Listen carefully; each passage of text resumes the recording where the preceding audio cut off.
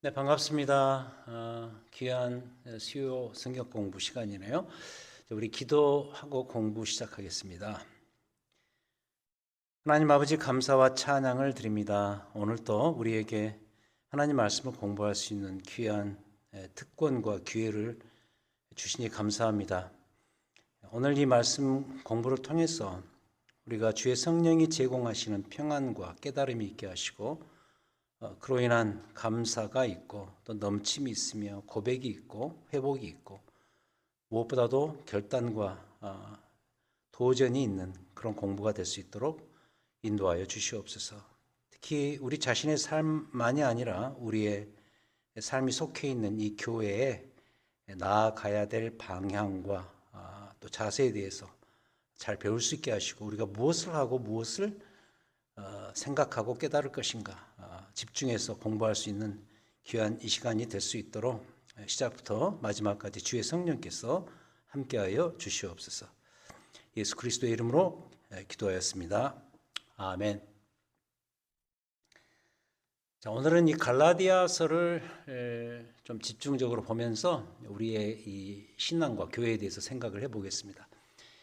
바울이 썼던 편지들 많죠. 그 안에는 어떤 그 형식적인 틀이 있습니다. 이 편지이기 때문에 이 편지로서의 일정한 폼을 가지고 있죠. 가장 대표적인 것이 일단 인사말입니다. 편지이기 때문에 특히 시작 지점에 그 인사말 이 형식이 꼭 따라 붙죠.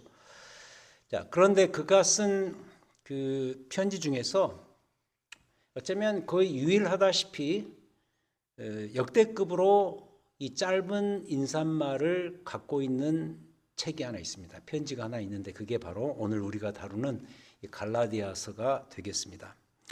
자, 한번 보겠습니다. 갈라디아서 1장입니다. 신약성경 300페이지네요. 갈라디아서 1장 1절부터 5절 시작 지점을 보겠습니다. 인사말인데요. 자, 이렇게 출발합니다. 사람들에게서 난 것도 아니요 사람으로 말미암은 것도 아니요 오직 예수 그리스도와 그를 죽은 자 가운데서 살리신 하나님 아버지로 말미암아 사도된 바울은 자기 자신에 대한 진술이죠. 내가 누군가, 편지 쓰는 내가 누군가를 진술하고 2절 함께 있는 모든 형제와 더불어 갈라디아 여러 교회들에게 우리 하나님 아버지와 주 예수 그리스도로부터 은혜와 평강이 있기를 원하노라. 전형적인 인사말 폼이죠. 2절, 3절. 그리스도께서 하나님 곧 우리 아버지의 뜻을 따라 이 악한 세대에서 우리를 건지시려고 우리 죄를 대속하기 위하여 자기 몸을 주셨으니 영광이 그에게 세세토록 있을지어다. 아멘.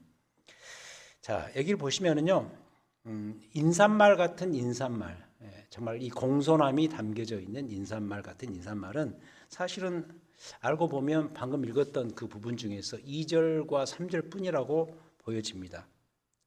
함께 있는 모든 형제와 더불어 갈라디아 여러 교회들에게 우리 하나님 아버지와 주 예수 그리스도로부터 은혜와 평강이 있기를 원하노라. 다른 서신에서 볼 수 있는 일반적인 인사말 표현이죠. 이게 있는데 그 외의 다른 구절들, 예를 들어서 1절 보시면은 뭔가 숨은 의도가 있는 듯한 느낌입니다.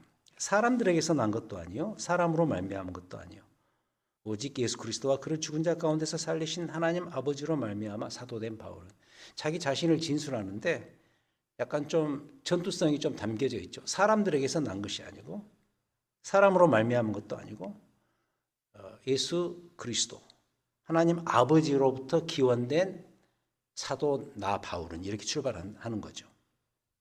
그리고 4절마저도 그렇습니다. 4절에 보면 그리스도께서 하나님 곧 우리 아버지의 뜻을 따라 이 악한 세대에서 우리를 건지시려고 우리 죄를 대속하기 위하여 자기 몸을 주셨으니 영광이 그에게 세세토록 있을지어다.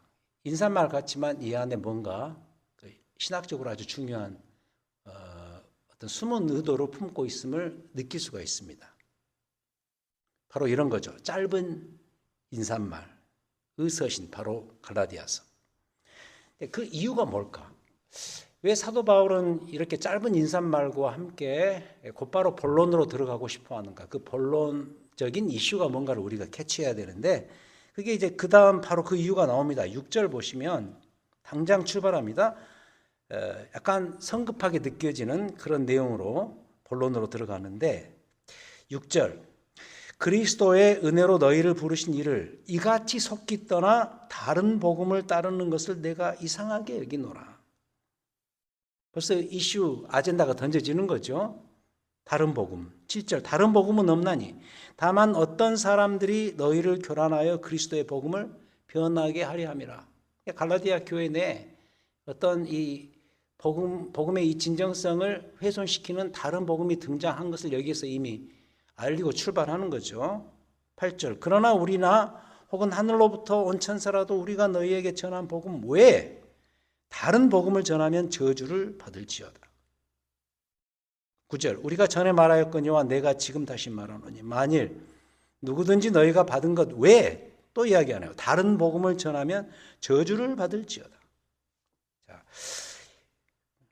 감 잡으셨죠? 이것 때문입니다. 이 다른 복음 때문이죠. 4번이나 이 다른 복음이라는 표현을 반복하고 있어요. 이 갈라디아 교회는 어떤 교회냐면 사도 바울이 3번에 걸친 선교 여행을 했잖아요. 그 중에 이제 첫 번째 선교 여행. 지금으로 치면 지금은 튀르키예라 그러더라고요. 이 터키 중부 지방. 이 사도행전 당시의 표현을 빌리자면 비시디아 안디옥이라든지 이고니온, 루스드라, 더베 이런 곳. 유대인들이 어느 정도 들어가서 힘을 발휘하고 있었던 그 디아스포라 유대인 중심의 그 회당 거기에서 이제 주로 설교를 그가 했었죠. 갈라디아 교회는 이제 그런 곳이거든요.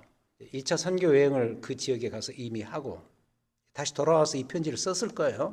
근데 들리는 소식이 갈라디아 교회에 다른 복음이 포진하고 있었다. 이 다른 복음이라는 표현이 뭐냐면 영어로는 heterogeneous gospel 이런 의미입니다. another gospel로 되게 번역이 되어 있는데 그 근본적인 의미는 heterogeneous. 여러분 그 heterogeneous라는 말이 이질적인이란 뜻 아닙니까? 그러니까 복음의 원래 그 퀄리티, 그 복음이 가지고 있는 그 질을 벗어난 이 변색된 그런 복음적 내용. 사실 복음이 아니죠. 그 복음의 그 진정성에서 벗어났기 때문에 복음은 아닌데 약간 그 워드 플레이로 약간 이렇게 뒤틀어서 사도 바울이 표현하고 있죠. 다른 복음. 그래서 갈라디아 교회의 선 상황이 뭐냐? 지금 우리가 이 바울 서신을 배우면서 이 서신서가 어떻게 쓰였는가라는 것을 제가 계속 말씀드려 왔죠. 서신서는 선 상황 후 해결입니다. 그러니까 그 편지를 쓰는 대상인 그 지역과 그 교회에 어떤 문제와 상황이 발생했어요. 그래서 선 상황이 먼저 생긴 거죠. 그럼 그 다음에 해결을 해야죠. 후 해결이 있어야 되는데 그 후 해결이 뭐냐면 바로 사도 바울이 그 교회를 향해서 썼던 그 이슈 중심의 해결책이었단 말이죠.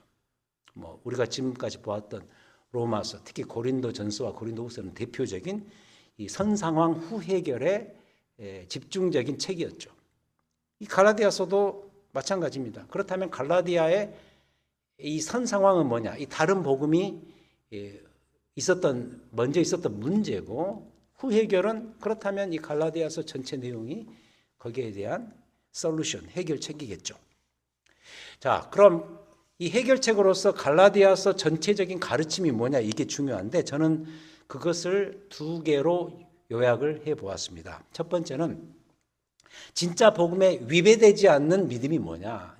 결국 믿음에 대한 이야기를 이 갈라디아서에서 많이 하는데 진정한 기독교적인 믿음이 뭐냐? 여기에 대한 definition, 정의를 하는데 그걸 제가 이렇게 붙여서 설명하고 싶은 거죠. 진짜 복음에 위배되지 않는 믿음이 뭐냐? 복음에 합하는 믿음이 뭐냐? 이걸 먼저 우리가 살펴봐야 되고 그 다음 2번째는 갈라디아서에서 이에 못지않게 중요하게 다루는 2번째 주제가 있는데 그런 복음을 추구하는 삶은 뭐냐? 이 두 가지로 갈라디아서 공부를 해보도록 하겠습니다. 먼저 첫 번째로 복음에 위배되지 않는 믿음이 뭐냐? 자, 여러분, 이 표현만 놓고 본다면 복음은 우리의 믿음의 대상입니다. 우리가 뭘 믿죠? 그리스도를 중심으로 해서 이루어진 복음을 믿잖아요. 그렇다면 그 대상인 복음이 일단은 잘 정립이 돼야 돼요. 진짜 복음이 뭐냐? 여기에 대한 진술이 있어야 돼요. 복음이 성경적으로 잘 정의되고 정립이 되지 않으면요, 어떤 일들이 벌어지는가? 갈라디아 교회에 있었던 이런 일들이 벌어진다. 즉, 그 복음에 위배되는 그런 믿음, 그런 현상. 즉, 이 다른 복음의 현상이 생길 수밖에 없다. 교회 내에 다른 복음이 침범할 수 있다. 그래서 복음에 위배되지 않는 진정한 믿음이 다시 한번 재정의될 필요가 있다. 그래서 쓴 게 이 갈라디아서다. 이런 의미인 것이죠. 자, 그럼 갈라디아서에서 지적하고 있는 이 다른 복음의 정체가 구체적으로 뭐냐? 이걸 살펴봐야 되겠죠. 이 다른 복음, 첫 번째가 뭐냐면 화면에 나오죠. 두 가지가 있었는데, 두 종류가 있었는데, 첫 번째는, 자, 기억하십시오. 이 표현이 매우 중요합니다. 율법주의적 믿음. 미리 말씀드리자면 율법은 좋은 거예요. 율법은 갈라디아서에 나오는 것처럼 우리를 믿음으로 인도하는 하나의 그 초등학교 교사같이 가이드라인을 해주는 그런 것으로서 역할을 하죠. 근데 율법주의는 문제입니다. 초등학문인 율법에 매여서 자자구구 율법주의적으로, 그러니 이제 이즘, 이 주의가 붙으면 문제가 생기잖아요. 사실 그게 이데올로기가 돼버리는 거죠. 그런 것처럼 율법주의적 믿음은 문제가 있는 것이다. 이렇게 여기에서 가르칩니다. 자, 그럼 이제 더 구체적으로 들어가서 율법주의적 믿음이라는 게 예를 들어서 뭐냐? 이걸 봐야 되겠죠. 자, 중요한 구절을 제가 픽업해서 여러분들에게 보여드립니다. 2장 16절, 304페이지. 갈라디아서 2장 16절. 갈라디아서 전체에서 중요한 구절이죠. 2장 16절.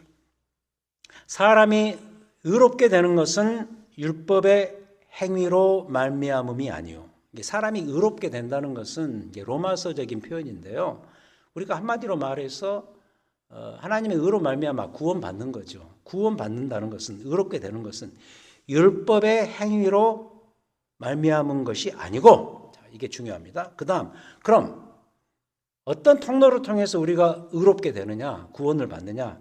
오직 예수 그리스도를 믿음으로 말미암는 줄 알므로 우리도 그리스도 예수를 믿나니, 자, 이 부분, 이는 우리가 율법의 행위로서가 아니고 그리스도를 믿음으로써 의롭다함을 얻으려 함이라.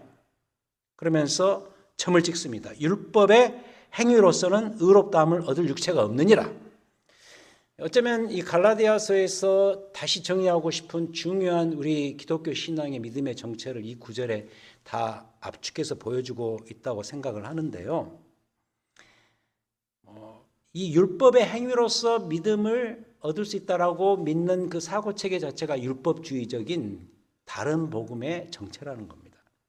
그 앞에서 이제 그런 신뢰가 나오죠. 바로 앞에 2장 11절부터 14절까지 하나의 그때 있었던 사건 하나를 소개하는데, 심지어는 그 게바라 그러죠. 이 베드로가 이 안디옥에, 이 비시디아 안디옥에 이르렀을 때, 이 갈라디아 지방에 이르렀을 때, 이제 아마 지금으로 말하면 이제 노회장 같은 그런 총회장 같은 그 어른이 예루살렘 교회에서 파견되어서 이 비시디아 안디옥에 와서 그 상황을 살피러 왔을 수가 있죠. 그래서 그 예루살렘 교회 아주 리더십인 베드로, 야고보, 이런 인물들이 왔는데, 식사하는 그 자리에서 저쪽에서 그 유대인들이 오니까 이 베드로가 그 자리를 슬쩍 피한 거죠. 이걸 놓고 이제 이 사도 바울이 강하게 질책을 한 내용이 바로 14절입니다. 나는 그들이 복음의 진리를 따라 바르게 행하지 아니함을 보고 모든 자 앞에서 게바에게 이렇게 외쳤네요. 그러니까 이 사도 바울이 베드로를 향해서 공개적인 자리에서 이렇게 꾸짖은 것이죠. 당신이 유대인으로서 이방인을 따르고 유대인답게 살지 아니하면서 어찌하여 억지로 이방인을 유대인답게 살게 하려느냐. 그러니까 그 어떤 유대적인 율법을 따르고자 하는 그 마음이 베드로에게 있었다는 것이 여기서 증명이 되는 것이죠. 근데 그 이방 지역에서 이방인들에게 그 모습이 얼마든지 상처를 줄 수 있다. 그게 뭐 어떤 문화적인 그런 습관 때문에 지혜롭게 한다고 했겠지만 그건 비겁한 것이다. 그거 아니다. 이게 정말 그 유대주의적이고 율법주의적인 믿음의 하나의 그 샘플로 보여지는 대표적인 사건이다. 이런 이야기인 것이죠. 그러면서 이 16절을 등장시키면서 딱 점을 찍잖아요. 율법의 행위로서 의롭게 되고 구원받을 이는 단 하나도 없다. 이건 우리가 지켜야 되는 아주 중요한 우리의 신앙 고백이고 모든 것이다. 이 이야기를 여기서 강조하는 거죠. 그럼 이런 율법주의적 사고체계의 대표적인 증거가 이 갈라디아 교회 내에 이미 있었을 것 아니에요. 그게 이제 대표적으로 있었던 것이 뭐냐면 할례입니다. 할례. 여러분 할례 아시죠? 할례가 어떤 것에 대해서는 자세히 말씀드리지 않겠습니다. 유대인들의 유대인됨의 증표죠. 이 모든 남성들의 이 포피를 자르는 그런 할례 행위인데 이것을 가지고 이 갈라디아 교회 내에서 우리의 그 의롭게 됨, 구원받은 것의 증거로 자꾸 삼으려고 하는 시도가 있었던 것이죠. 그게 예를 들어서 그 증거가 나오는데 4장 넘기십시오. 4장 9절.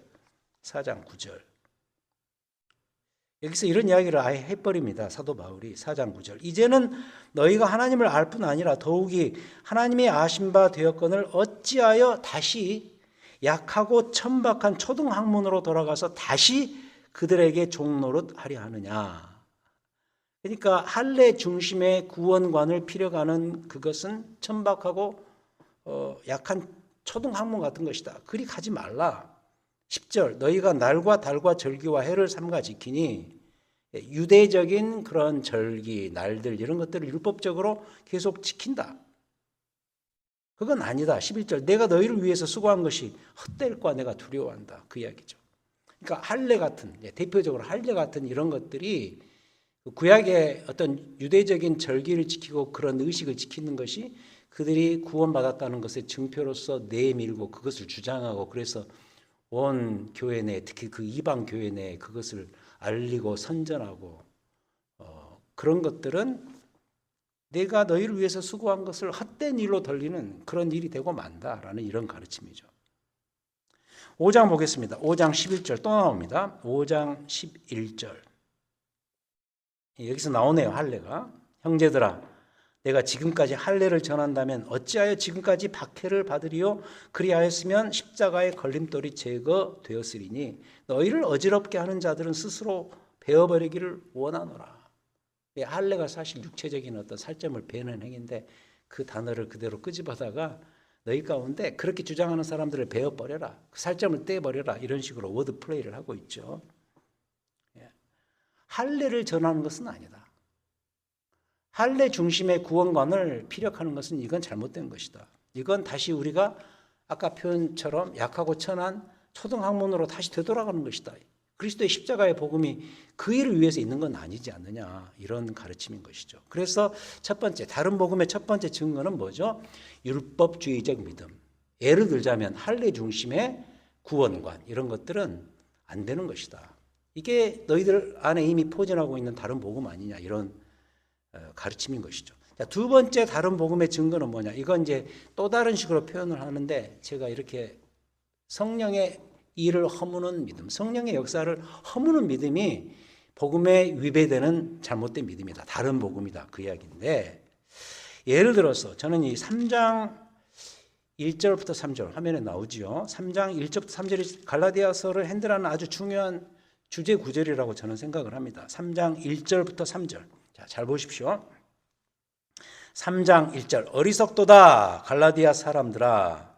존 스타트 그 목사님이 쓰신 이 갈라디아서 주석을 보면 이 어리석도다라는 말이 이건 한국말로 좋게 번역한 거고 죄송합니다. 이 표현 자체가 헬라어 원문으로는 이런 거라 그래요. 바보 천치들아 이런 표현이라 그래요. 굉장히 모욕적인 그런 강한 꾸짖음의 표현이 어리석도다인데 왜 그럼 어리석은가? 어리석도다 이 바보 같은 사람들아 갈라디아 사람들아 하면서 꾸짖은 그 내용이 중요한데, 예수 그리스도께서 십자가에 못 박히신 것이 너희 눈앞에 밝히 보이지 않느냐? 근데 누가 너희를 그 반대로 꾀더냐, 유혹하더냐? 2절, 내가 너희에게서 다만 이것을 알려 하노니, 자, 이 부분, 너희가 성령을 받은 것이 율법의 행위로냐 혹은 듣고 믿음으로냐? 예수 그리스도께서 약속하셨던, 요한복음 14장에서 약속하셨던 그 성령의 오심, 도래, 그로 인해서 우리에게 그 복음의 본질을 가르쳐 주시고 그로 인한 진정한 평안을 누리게 하신 그 모든 사건이 너희들이 그동안 믿어오고 실제로 지켜왔던 그 율법의 행위로서 그것이 된 일이냐, 아니면 그 소식을 듣고 믿음으로써 된 것이냐, 한번 생각해 봐라. 성령의 역사는 율법의 행위로 되는 것이 아니다. 믿음으로 되는 것이다. 3절, 저는 이 3절이 상당히 중요하다고 보는데, 너희가 이같이 어리석으냐, 또 어리석다는 이야기를 합니다. 성령으로 시작하였다가 이제는 육체로 마치겠느냐. 성령으로 시작했으면 성령으로 마쳐야 되는데 시작은 성령으로 해놓고 육체로, 율법으로 마치려고 한다, 그런 이야기인 거죠. 이건 아니다. 성령의 역사를 허무는 것이다, 이건. 그래서 결론적으로 그리스도의 의백, 십자가를 통해서 이루신, 그리스도께서 이루신 그 righteousness, 의백, 이것만 믿는 믿음이 뭐냐? 그게 성령의 역사가 동원된 올바른 믿음이다. 거기에 추가적인 율법을 뭔가 그게 무엇이다 할지라도 거기에 애드하고 더하는 것은 이건 반성령의 역사다, 이런 가르침이죠. 그래서 이 복음의 경계를 허물어 버리고, 그래서 복음에 위배되는 믿음은 한마디로 뭐냐? 이 갈라디아서의 그 정의에 의하면 율법을 의존하는 믿음이에요. 그리스도의 십자가 의에 100% 의지하지 않고 우리 각자가 가지고 있는 율법적인 의, 자기의 중심의 율법적 행위에 의존하는 그 믿음, 그게 뭐냐? 복음에 위배되는 믿음인 거죠. 갈라디아서 표현을 빌리자면 다른 복음인 거죠. 그런데 사도 바울이 더 실천적으로 이런 권면을 합니다. 이런 것은 정말 교회 내에서 해악이다. 해악이다. 이렇게 말하면서 거기서 빨리 빠져나와라. Get out of there. 빠져나와라. 아주 강력히 경고하죠. 이 경고성의 이 마음과 메시지가 있기 때문에 시작부터 인사말에서 좋은 인사말 다 생략해버리고 바로 본론으로 들어갔던 거죠. 그래서 여러분, 예를 들어서 4장 30절 보시겠어요? 4장 30절. 이 하갈과 이 사라 이 비유를 통해서 이 율법적인 다른 복음과 진정한 복음을 비유적으로 설명을 하고 나서 30절 이런 이야기를 하죠. 여종과 그 아들을 내쫓으라. 그 하갈 사라 그 스토리를 가지고 비유적으로 말하지만 내쫓으라. 무슨 말이죠? 이 다른 복음은 교회 내에서 쫓아내야 된다, 그 이야기입니다. 자, 우리에게로 옵시다. 이 점은 지금 우리에게도 매우 현실적으로 마찬가지라고 저는 봐요. 여러분, 그 어떤 것이든 간에 우리가 얻은 구원의 공을 어떤 형태로든 우리 자신과 우리 인간에게 돌리는 형태가 바로 그거예요. 잘못된 거예요. 뭐 이런 아주 실제적인 예를 들죠. 여기에 대한 설명이 조금 더 필요하긴 하지만 간단히 말해서 이런 거죠. 한국 교회가 언제부턴가 좀 율법주의적인 그런 현상으로 이렇게 돌아가고 있을 때 이런 이야기들이 있었습니다. 예를 들어서 술 마시면 천국 못 간다, 구원 못 받는다. 주일 성수 제대로 안 하면 구원 못 받는다. 좀 노골적인 이야기죠. 11조를 하지 않으면 구원을 못 받는다, 천국 못 간다. 이런 거 아니겠습니까? 물론 우리가 왜 술을 금해야 되고 주일 성수를 더 잘해야 되고 또 11조 헌금을 해야 되고 하는 그 이유를 다른 성경적인 차원에서 더 다른 목적과 이유로 풍성하게 얼마든지 설명할 수가 있어요. 근데 그것은 빼고 그걸 율법주의적인 패턴으로 현상으로 딱 적용시켜서 그러면 구원 못 받는다, 천국 못 간다. 이게 현대판 어쩌면 한국 교회의 율법주의적인 신앙생활의 패턴이었다고 보여집니다. 그러니까 말씀드리고 싶은 건 이거예요. 그 어떤 형태든 간에 내 편에서의 contribution, 내 측에서 기여하는 거죠. 우리의 어떤 쟁취, 우리가 이룬 것이 구원의 성취라고, 성취의 길이라고 말하는 것들, 그건 죄송하지만 다 율법주의적인 다른 복음의 현상들입니다.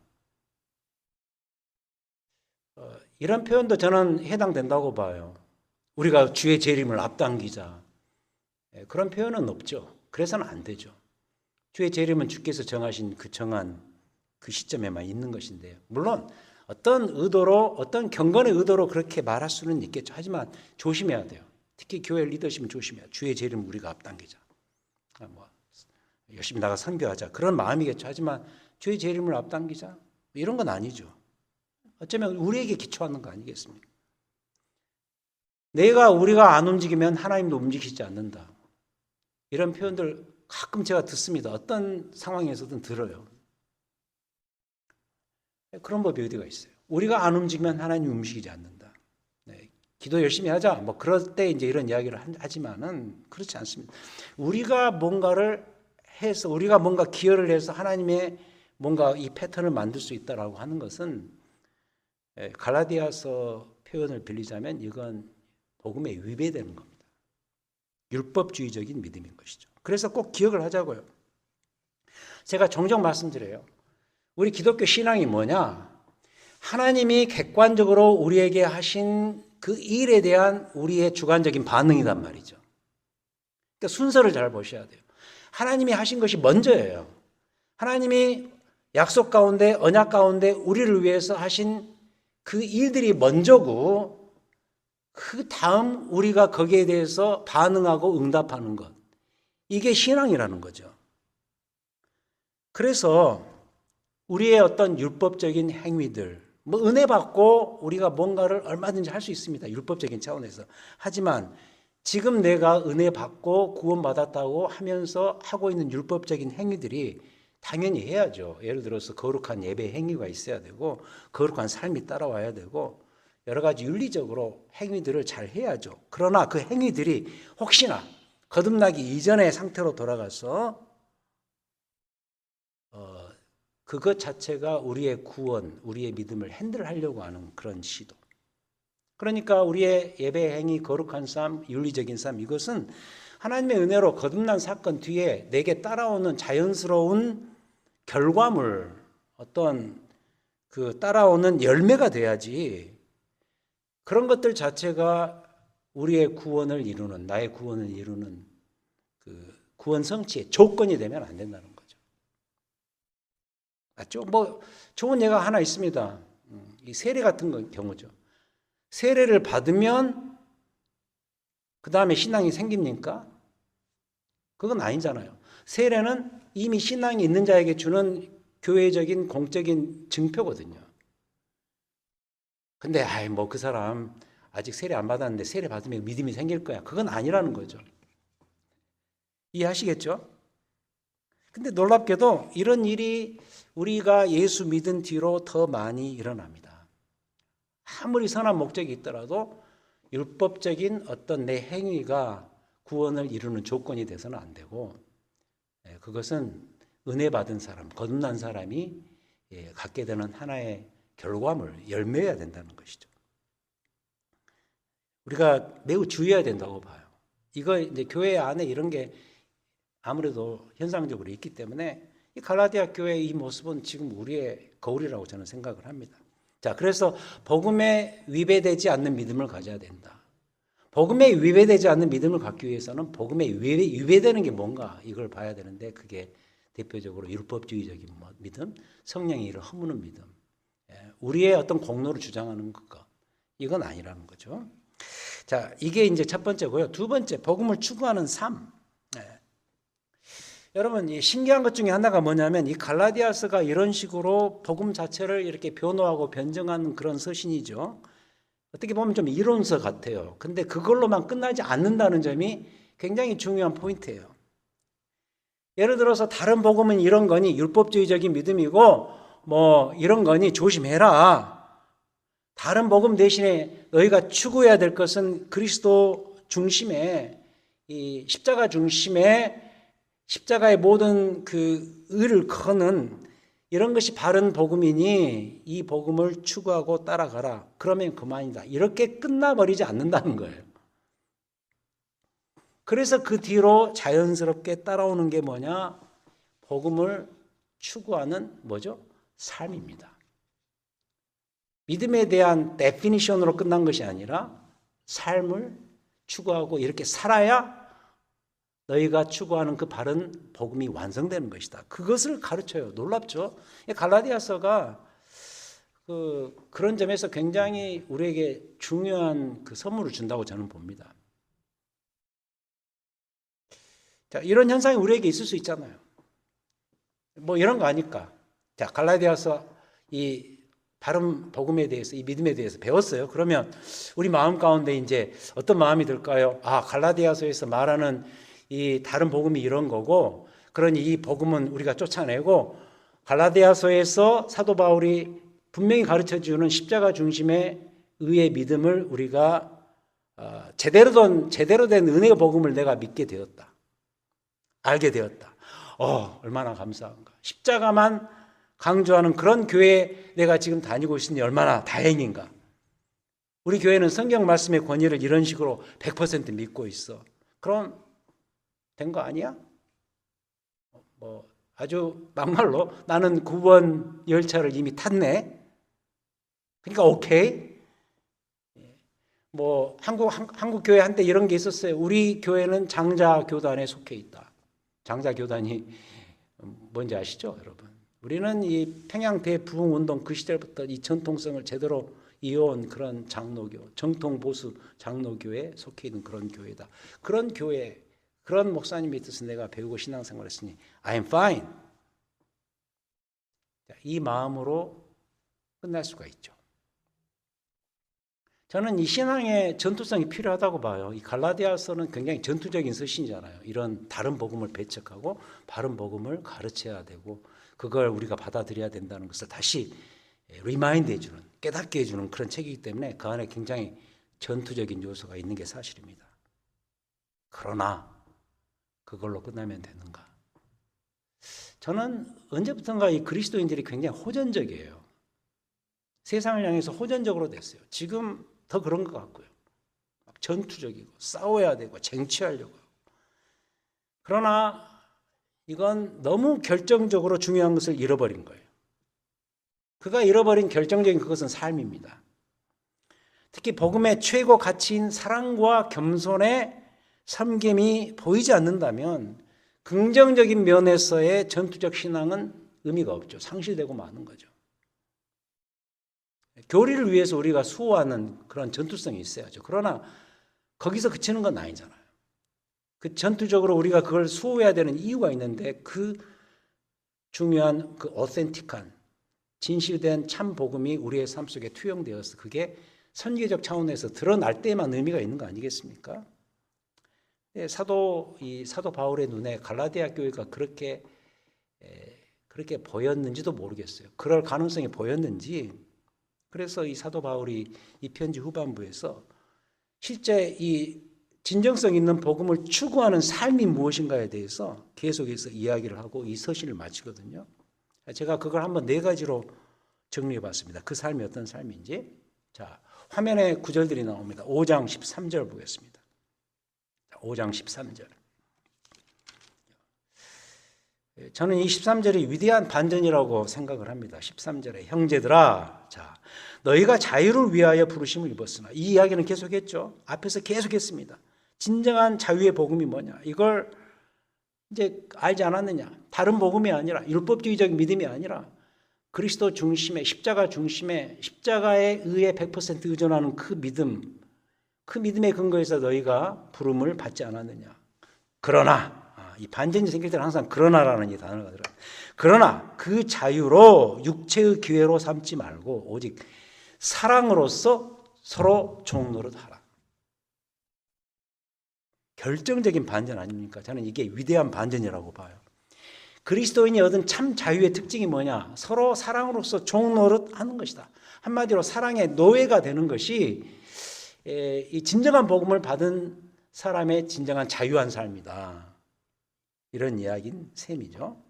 그래서 14절에 이어서 더 구체적으로 설명을 합니다. 온 율법은 내 이웃 사랑하기를 내 자신과 같이 하라 하신 그 말씀에서 이루어졌나니 만일 서로 물고 먹으면 피차 멸망할까 조심하라. 서로 사랑하는 것에서 율법의 완성이 이루어진다. 더 나아가서 모든 믿음과 구원의 완성이 이루어진다. 그런 이야기죠. 5장 16절 이어집니다. 내가 이르노니 너희는 성령을 따라 행하라. 그리하면 육체의 욕심을 이루지 아니하리라. 그러니까 이 율법의 완성이 사랑에서 성취된다고 한다면 이 사랑에서 성취되는 이 삶을 약간 다르게 느껴지는 버전 16절부터 성령이 충만한 삶이 어떤 삶인가. 성령 충만을 중심으로 해서 그 삶을 다시 전환시켜서 설명을 하고 있습니다. 성령을 따라 행하라. 육체의 욕심을 이루지 아니할 것이다. 18절 너희가 만일 성령의 인도하시는 바가 되면 율법 아래에 있지 아니하리라. 그러면서 22절부터 우리가 잘 알고 있는 성령의 열매들 9가지 열매를 이야기하죠. 사랑, 희락, 화평, 오래 참음, 자비, 양선, 충성, 온유, 절제. 이걸 금지할 법이 없다. 24절 그리스도 예수의 사람들은 육체와 함께 그 정욕과 탐심을 십자가에 이미 못 박았다. 25절 매우 중요한 구절로 저는 생각을 하는데 우리가 성령으로 살면 또한 성령으로 행할지니 성령으로 살면 성령으로 행할지니 성령으로 산다는 게 뭐죠? 주의 성령의 은혜로 말미암아 우리가 십자가에 의해 기초한 그런 은혜의 복음을 받은 자들 그 깨달음, 그 도전 그게 거듭남 아닙니까? 자유를 얻은 순간 아닙니까? 그리스도로 말미암아 그리스도 은혜 배에 의해서 그게 성령으로 살면이죠. 성령의 은혜로 내가 구원받았으면 이제 성령으로 행할 것이다. 성령으로 살 것이다. 예를 들어서 성령으로 산다는 게 뭐냐? 26절 헛된 영광을 구하지 않는 것 서로 노엽게 하지 않는 것 서로 시기하고 투기하지 않는 것 부정적인 표현이지만 이걸 긍정적으로 바꾸면 서로 사랑으로서 종노릇하는 것 이게 바로 육체의 소욕 대신 성령의 소욕을 따라서 살아가는 이른바 성령이 충만한 삶이다. 이 이야기인 거죠.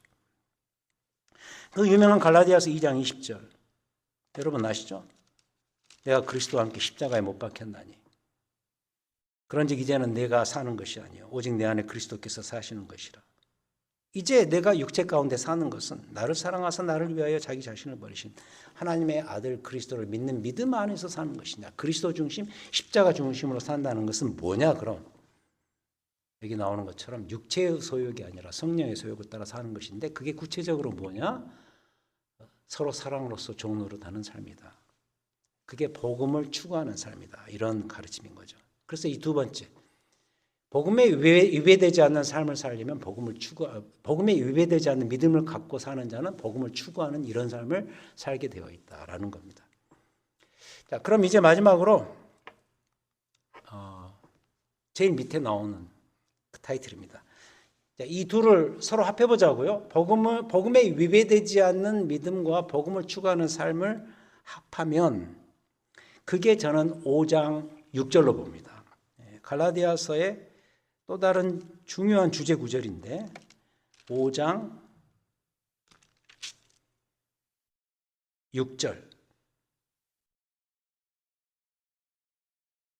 사랑으로서 역사하는 믿음. 죄송합니다. 5장 6절 보겠습니다. 자, 그리스도 예수 안에서는 할례나 무할례나 효력이 없으되 사랑으로서 역사하는 믿음뿐이니라. 할례 가지고 앞에 그 복음에 위배되는 삶에 대해서 많은 이야기를 했죠. 할례든 무할례든 이 말은 달리 표현하면 유대인이든 이방인이든 그 이야기죠. 상관없이 사랑으로서 역사하는 믿음만이 효력이 있다. Obedience by faith 영어로는 또는 어떤 학자들은 Obedience of faith라고 이야기를 합니다. 그러니까 사랑의 순종이고 또는 사랑에 의한 순종이 되는 거죠. 근데 정확한 해석은 저는 이걸로 봅니다. 사랑이 일하는 믿음. 사랑이 그 안에서 기능하는 믿음. 사랑이 펑크션하는 그 믿음. 그게 진짜 믿음이다. 그 이야기죠. 그리스도의 십자가의 의를 100% 믿는 구원의 믿음. 그리고 나의 율법과 도덕적인 의가 전혀 기여하지 않는 순전한 은혜 중심의 믿음. 이게 비유하자면 차의 엔진이라고 한다면 그 엔진이 실제로 활동하고 움직이고 기능하게 하는 그 가솔린이 있을 거 아니에요. 그 가솔린이 우리의 이 사랑의 삶인 것이죠. 그럼 보세요. 우리의 삶에도 이건 늘 함께 다녀야 돼요. 우리의 고백적인 믿음이 우리의 삶에 반드시 반영이 돼야 돼요.